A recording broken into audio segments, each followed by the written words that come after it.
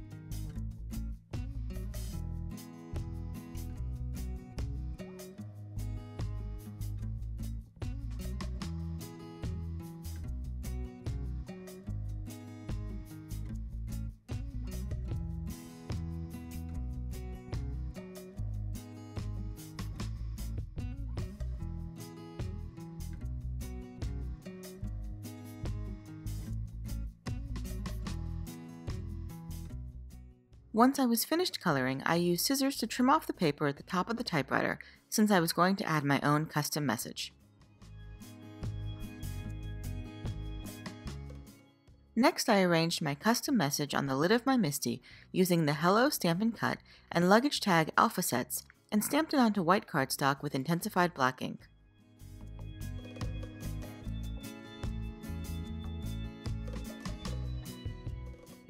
Then I trimmed the paper down to a 1 3/4 by 3 3/4 inch strip. I die cut a little red heart from cherry cardstock using the Nesting Hearts Infinity dies and adhered it to the strip to complete the sentiment.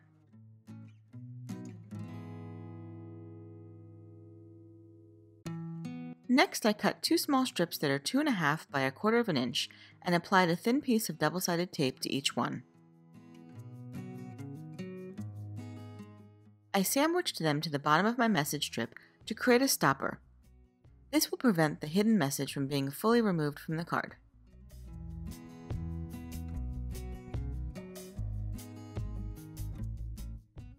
Then it was time to work on the rest of the piece. I stamped the novel Prose Bold Prints Cling Stamp onto a panel of Strathmore Bristol smooth cardstock with embossing and watermark ink, and heat embossed it with white embossing powder.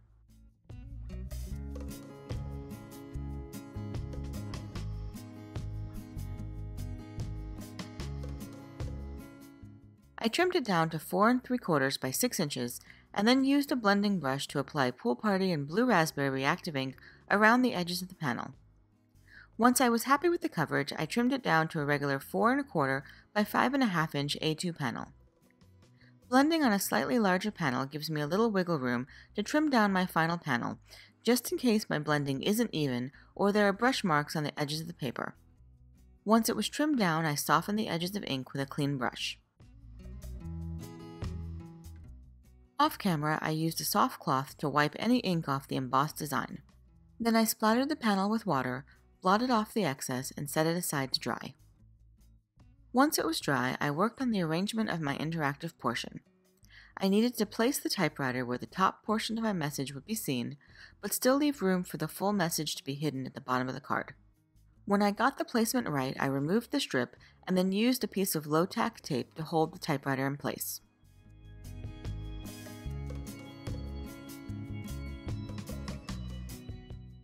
I used a pencil to mark the top and sides of the typewriter on the blended panel so I'd know where to cut my slot for the hidden message.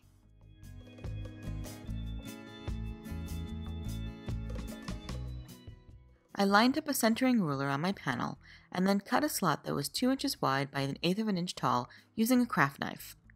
Our strip is 1 3/4 inch wide, so it'll fit nicely in the slot, and the stopper is 2.5 inches wide, so it'll keep the strip from sliding all the way out. You could make the margin smaller, but I find that the 1/4 inch margin gives me a lot of security that things won't move around or get stuck.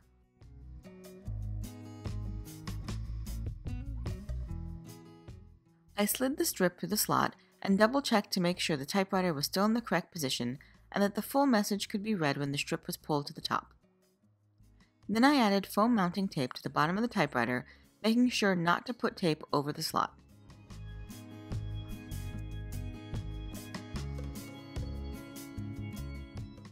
I adhered it in place and then carefully removed the low-tack tape.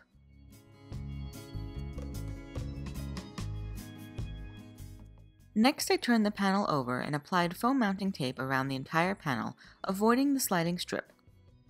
Before I removed the tape backing, I used a powder tool to add a thin layer of powder to the sides of the tape and over the sliding elements. This just seems to help it move more smoothly and remove any stick where the strip could get stuck. Then I removed the backing and adhered it to a top folding card base. I tested the strip just to make sure it hadn't gotten stuck on anything. Then I added 2 small pieces of foam mounting tape to the sides of the typewriter to give it a little more stability. Next, I die cut the Hello There sentiment from the Hello There Stampin' Cut and a bunch of hearts from cherry cardstock. I trimmed off the there and arranged the hello and hearts on my panel.